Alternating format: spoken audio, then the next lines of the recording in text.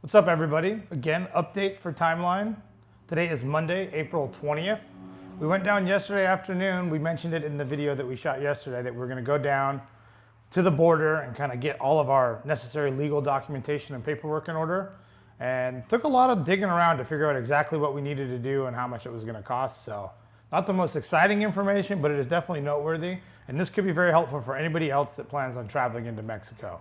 And I will say, shame on us, when we did the Cabo thing, when we did the Cabo run 2 years ago, we did it a la brava, as our friends Armando and Isis would say from Guadalajara, which basically just means just going for it, not really playing, not really doing stuff right. But technically, if you travel within Mexico and you're going to be gone for more than 7 days, you're supposed to apply for a tourist visa. Tourist visa is a very simple thing, 25 bucks. I believe it's good for 6 months as a citizen of North America. You can do this at any port of entry. And it's a simple little kind of customs clearance form. This is the lower half that we retain, but the top half is just basic information: name, address, where you're going to Mexico, reason for the trip. And of course, you have to travel abroad, even in Mexico as an American citizen, and Canadians for that matter, you need to have at least a passport card, which is mine is brand new because mine had gone missing. Thanks to the San Diego Passport Office for getting this process so quickly. And then of course the passport book. The nice thing for us is because we're technically traveling exclusively via land and sea, all we need to carry is our passport cards. What about the flight home? We're flying home from Mexico City to Tijuana, so it's technically a domestic flight, and then we're just walking back across the border. So it's nice to not have to carry your book. But obviously for all international travel, you need something like that.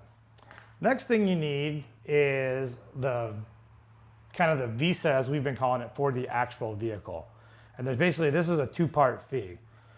The first part is the actual conditional use fee, which is like a one-time payment that gives you 6 months of coverage.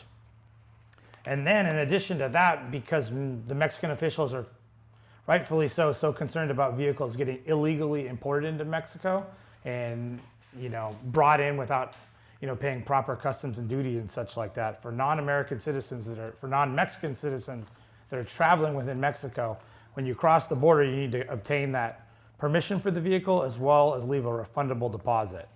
So this was at a separate office right there at the border, but this is what we got. And in order to get this, we had to surrender our driver's license, not surrender, but show our driver's license, passport again, of course, and then the current vehicle registration. So what they do is, this is a very official form where they kind of enter all the DATs of the driver, the VIN, the make of the scooter, and that kind of stuff. And I believe it's $59 to take a vehicle into Mexico, like legally for like tourist purposes. And then in this case, for this particular bike, it was a 2006. So we had to leave a $300 refundable deposit that we'll get when we actually exit Mexico. They give you a pretty strict 6-month window. That's what's highlighted here. We need to be taking these scooters out of Mexico by this date, or we will be foregoing that deposit. We did some research about that in advance, and that's one reason why we decided to take the bikes down there, park them, and make a separate trip of it. We didn't really want to lose out on those deposits. And the 2006 is the first year that's eligible for the $300 deposit. The 2007s and newer, they actually have to leave a $400 refundable deposit. And per the customs official, that would be the same fee even if you were to take a car down there. And again, that's just to keep you from illegally importing stuff into Mexico and not paying the due fees.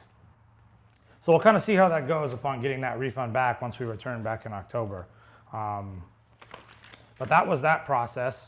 All told, it took probably about 30 minutes for each one of us between going from the initial window to the next window to get a stamp, back to the first window, back to the second window, between getting the stuff for the person and then the actual vehicle. So between one thing and another, it was mission accomplished yesterday. Christina, myself, Robot, and Karen got all of our stuff taken care of. And we're going to be able to kind of expedite the process a little bit for Scott and Eric when we get down there Thursday morning. But I think that is about it for questions about traveling into Mexico.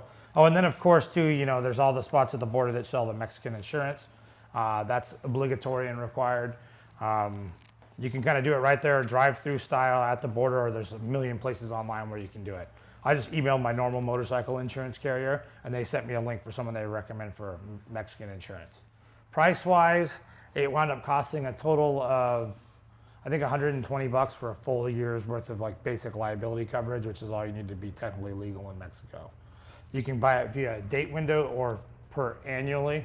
The date window, because we would have to buy 2 separate 12-day policies, turned out to be actually cheaper than just buying it for a year. So that's what we did. And this is just nothing exciting, but this is just a proof of insurance that you print out from their website once you've kind of got everything paid for. How about that, Scott? Do you have any questions to cover everything? The affirmation.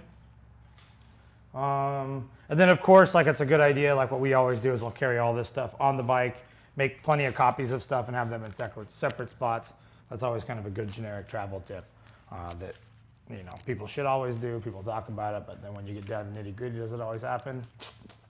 Give or take. We're trying to do everything really, really correct this time. So that's it. Actually, hey, let's roll out here and check out what Edgar's doing. He just put the first of the Piaggio logos on. His daughter's in there taking pictures. Can you walk with me, Scott? We'll do it quick. Quick shot, quick little taster. It's gonna look sick, man. Oh my gosh, look at that. First little taster. Wow. Wowie wow. You can see we changed this into a tire with a red wheel to match the bikes, and it's got the ocean and the horizon. It's got the yellow robe. It's got the barley and hops. And of course, this is gonna be just the outline, so it's gonna be right over the top of that. Sorry, getting in Edgar's way, let him keep rolling.